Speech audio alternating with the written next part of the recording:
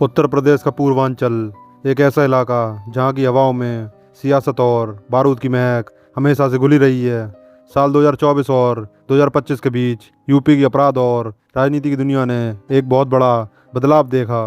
दशकों तक पूर्वांचल पर राज करने वाले कई बड़े नाम इतिहास के पन्नों में दफन हो गए, लेकिन सियासत का एक बुनियादी नियम है, पावर वैक्यूम, यानी सत्ता की खाली जगह कभी खाली नहीं रहती।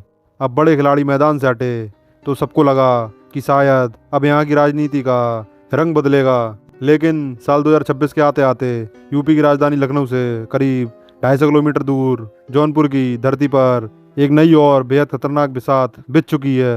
यह जंग किसी आम चुनाव की नहीं है, बल्कि यह जंग है पूर्वांचल के असली सुल्तान की गद्दी की।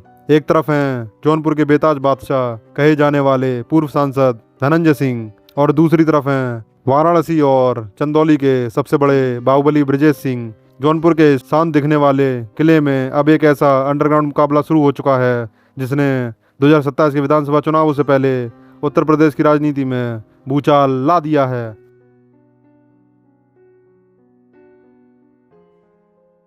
इस पूरी कहानी को समझने के लिए हमें पहले धनंजय सिंह के इस अभेद किले को समझना होगा।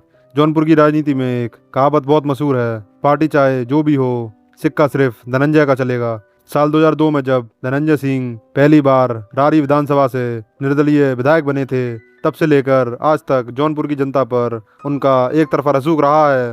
वे सांसद बने, उनकी पत्नी श्रीकला रेड्डी जिला पंचायत अध्यक्ष बनी और उनका सियासी कद लगातार बढ़ता गया। कानूनी पेचीदगियां आईं, जेल के दरवाजे खुले और बंद हुए, लेकिन जौनपुर की जमीन पर धनंजय की पकड़ कभी ढीली नहीं पड़ी। धनंजय सिंह को जानने वाले बताते हैं कि उनका स्टाइल एक पारंपरिक बाहुबली जैसा नहीं, बल्कि एक रॉबिन हुड जैसा है, जो आधी रात को भी जौनपुर के आम लोगों की मदद के लिए तैयार रहता है। लेकिन इसी लोकप्रियता और एक तरफा दबदबे ने लखनऊ के बड़े बड़े सियासी घरानों को परेशान कर दिया था, क्योंकि लोकतंत्र में जब कोई एक व्यक्ति किसी पूरी सीट या जिले को अपने नियंत्रण में ले लेता है तो बड़ी बड़ी पार्टियों के समीकरण बिगड़ने लगते हैं। और इसी चक्रव्यूह को तोड़ने के लिए पर्दे के पीछे से एक नया मास्टर प्लान तैयार किया गया।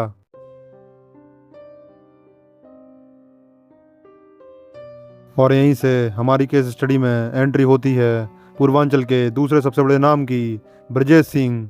वाराणसी, गाजीपुर और चंदौली के इलाकों में ब्रजेश सिंह का नाम ही उनकी ताकत की गवाही देता है। सालों तक जेल में रहने के बाद जब वे बाहर आए तो उन्होंने खुद को सीधे तौर पर विवादों से दूर रखा, लेकिन उनकी राजनीतिक महत्वाकांक्षाएं कभी कम नहीं हुई।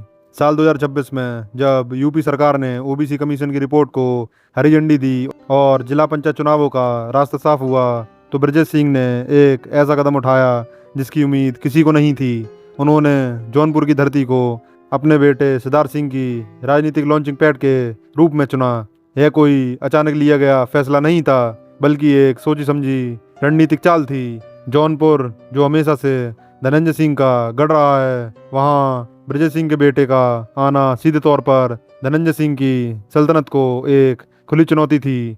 राजनीतिक गलियारों में इस बात की चर्चा तेज हो गई कि आखिर ब्रजेश सिंह अपने पारंपरिक प्रभाव वाले क्षेत्रों को छोड़कर जौनपुर में क्यों दिलचस्पी ले रहे हैं। क्या यह सिर्फ एक बेटे को स्थापित करने की कोशिश है, या फिर इसके पीछे कोई बहुत बड़ा सियासी इशारा है।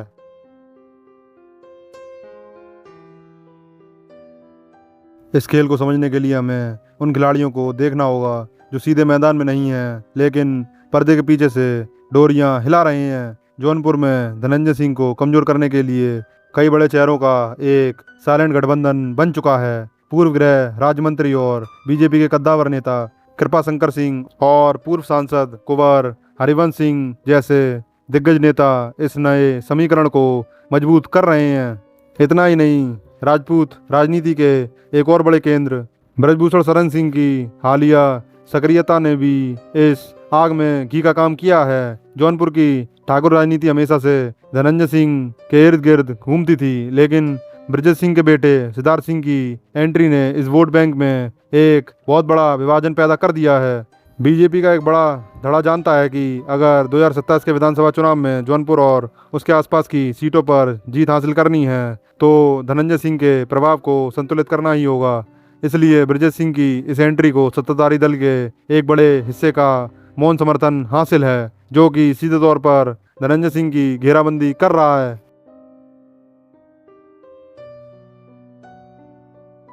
तो दोस्तों, आज की हमारी इस केस स्टडी का निष्कर्ष क्या है?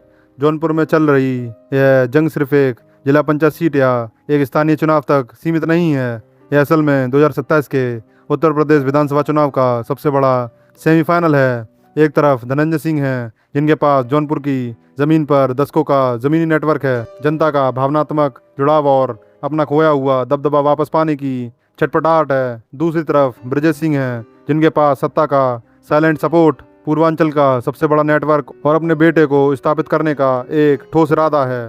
पूर्वांचल की इस नई विसात ने यह साफ कर दिया है कि भले ही पुराने चेहरे बदल गए हों, लेकिन सत्ता और रसूख की यह जंग आज भी उतनी ही दिलचस्प और पेचीदा है।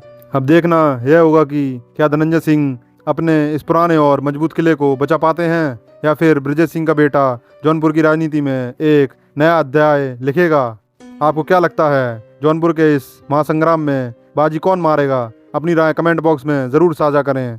अगर आपको यह खोजी वीडियो पसंद आई हो तो इसे लाइक करें और उत्तर प्रदेश की राजनीति की ऐसी गहरी और अनसुनी कहानियों के लिए हमारे चैनल को अभी सब्सक्राइब करें। मिलते हैं आपसे अगली वीडियो में, तब तक के लिए जय हिंद।